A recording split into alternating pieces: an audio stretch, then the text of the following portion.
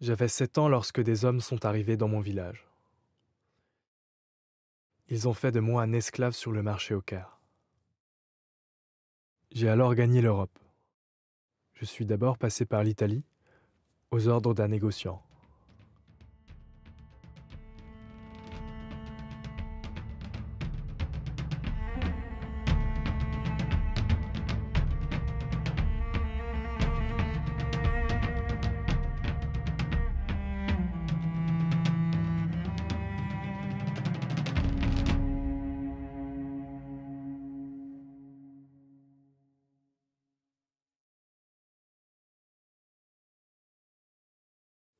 Mais me voilà un homme vigoureux de 26 ans.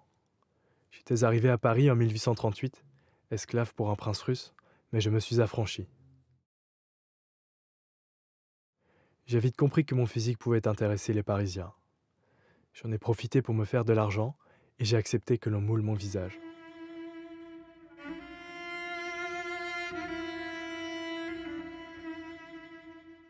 Pourtant, ce n'était pas pour l'amour de l'art. On voulait plutôt m'intégrer à une classification générale des races humaines, comme on disait à l'époque. Beaucoup d'érudits pensaient que la beauté physique n'était présente que dans la civilisation. La leur, bien sûr.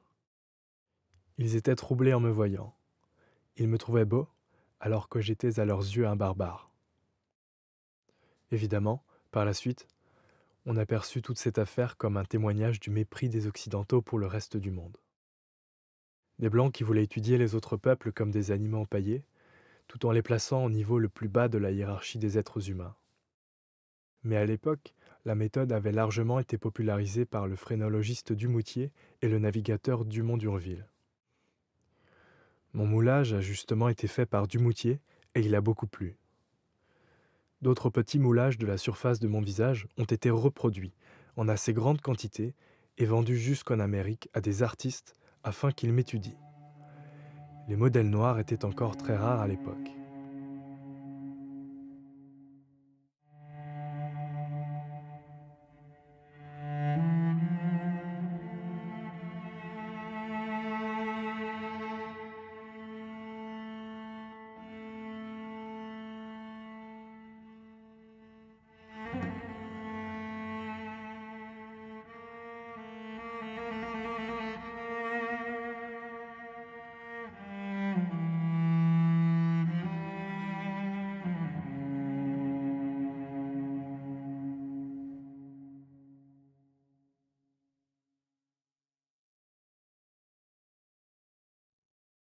Puis j'ai rencontré Charles Cordier en 1847.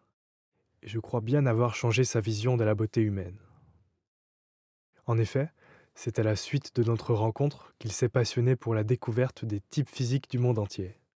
Et il a beaucoup voyagé et a sculpté les bustes des membres de nombreuses ethnies, à tel point que l'on l'a surnommé le sculpteur ethnographe.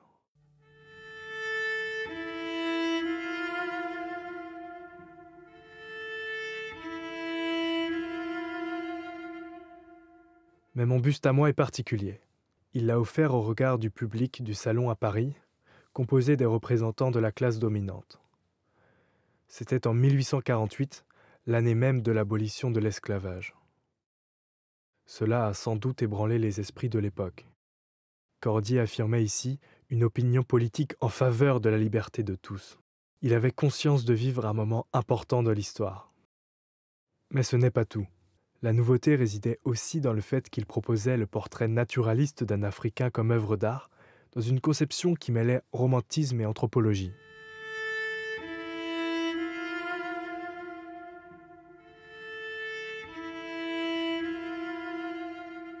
En effet, Cordier m'a présenté dans un costume qui lui paraissait exotique. Bien sûr, cet habit de cavalier marocain ne correspondait en réalité pas du tout à la tribu de Mayak dont j'étais issu.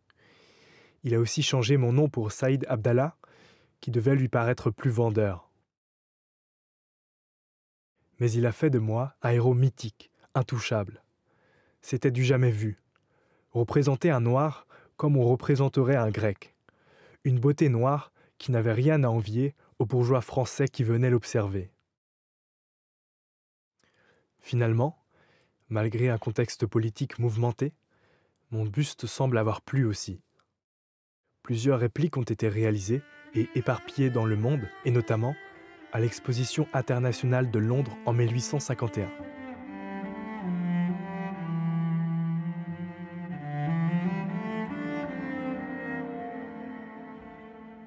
L'ironie du sort a voulu que je plaise à la reine Victoria, et c'est ainsi que le portrait d'un ancien esclave a été exposé à la cour d'Angleterre.